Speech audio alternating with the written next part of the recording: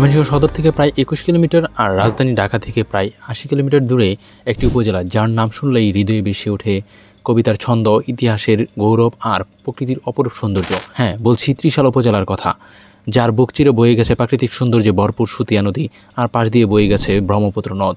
নদীগুলো এই অঞ্চলের কৃষি ও পরিবেশে যোগ করেছে ভিন্ন মাত্রা। তো চলুন আমরা আজকে ত্রিশালকে জানার চেষ্টা করি।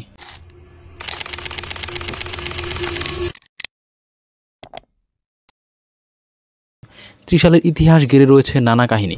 কেউ বলেন একসময় এই অঞ্চলে 3টি বিশাল শাল গাছ ছিল, সেই 3 শাল থেকেই নাম হয় ত্রিশাল। আবার অনেকে বলেন কোনো এক ত্রিশূলধারী সাধু এসেছিলেন এই অঞ্চলে, তার নামই ত্রিশাল। তবে সবচেয়ে গ্রহণযোগ্য মত হলো এই অঞ্চলে একসময় ঘন জঙ্গল ছিল। হিংস্র প্রাণীর হাত থেকে রক্ষা পেতে মানুষ চারপাশে আল বা প্রাচীর তুলে ঘর বানাতো।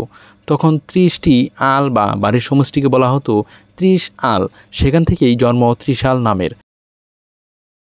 ত্রিশাল উপজেলা ময়মনসিংহ সদর থেকে মাত্র 21 কিলোমিটার দূরে, আর ঢাকা থেকে প্রায় 80 কিলোমিটার। উত্তরে ময়মনসিংহ সদর, দক্ষিণে বালুকা ও গফরগাঁও, পূর্বে ঈশ্বরগঞ্জ ও নান্দাইল এবং পশ্চিমে মুক্তাগাছা ও ফুলবাড়িয়া উপজেলা। ত্রিশালের আয়তন 338.73 বর্গ কিলোমিটার, রয়েছে 12টি ইউনিয়ন এবং 149টি গ্রাম। ত্রিশালের ইতিহাস মানেই জাতীয় কবি কাজী নজরুল ইসলামের কথা। 1914 সালের কিশোর নজরুল আসানসোল থেকে আসেন ত্রিশালের দারোগা রফিজুল্লাহর আমন্ত্রণে। তাকে রাখা হয় কাজীর শিমলা বাড়িতে এবং ভর্তি করানো হয় দুরামপুর হাই স্কুলে। এখন সেখানে স্থাপন করা হয়েছে নজরুল স্মৃতিকেন্দ্র, রয়েছে জাদুঘর, লাইব্রেরি এবং কবির ব্যবহৃত নানা স্মৃতিচিহ্ন। এছাড়াও রয়েছে বিচুতিয়া ব্যাপারী বাড়ি, যেটি ছিল নজরুলের কৈশোরের একটি আবাসস্থল। পাশেই আছে শান বাঁধানো পুকুর, যেখানে তিনি সাঁতার কাটতেন। ত্রিশালে রয়েছে বাংলাদেশের প্রথম ও একমাত্র সাংস্কৃতিক বিশ্ববিদ্যালয়, জাতীয় কবি কাজী নজরুল ইসলাম বিশ্ববিদ্যালয়, যেখানে নজরুল চর্চা এবং উচ্চশিক্ষা গ্রহণের সুযোগ রয়েছে দেশ বিদেশের শিক্ষার্থীদের জন্য। ত্রিশালের শিক্ষা ব্যবস্থাও দিন দিন উন্নতির দিকে রয়েছে সরকারি কলেজ, স্কুল, কারিগরি শিক্ষা প্রতিষ্ঠান এবং মাদ্রাসা। নজরুল বিশ্ববিদ্যালয় ছাড়াও ত্রিশাল সরকারি কলেজ, ত্রিশাল মহিলা কলেজ সহ আরও অনেক শিক্ষা প্রতিষ্ঠান গড়ে উঠেছে। ত্রিশালের প্রধান জীবিকা কৃষি, ধান, সবজি ও মাছ চাষ এখানে ব্যাপকভাবে হয়। বিশেষ করে পাঙ্গাস মাছ চাষে ত্রিশাল এখন একটি গুরুত্বপূর্ণ কেন্দ্র।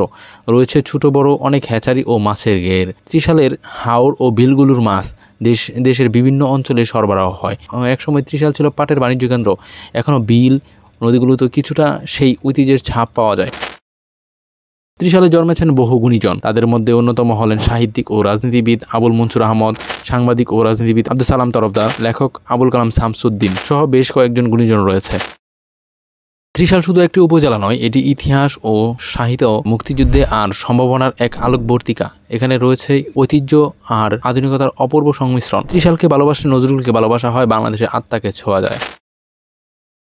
আপনারা যদি এই ভিডিওটি ভালোবাসেন তবে লাইক, কমেন্ট এবং শেয়ার করতে বলবেন না। চ্যানেলটি সাবস্ক্রাইব করুন এবং ফেসবুক পেজে ফলো দিয়ে পাশে থাকুন। ধন্যবাদ সবাইকে। আসসালামু আলাইকুম।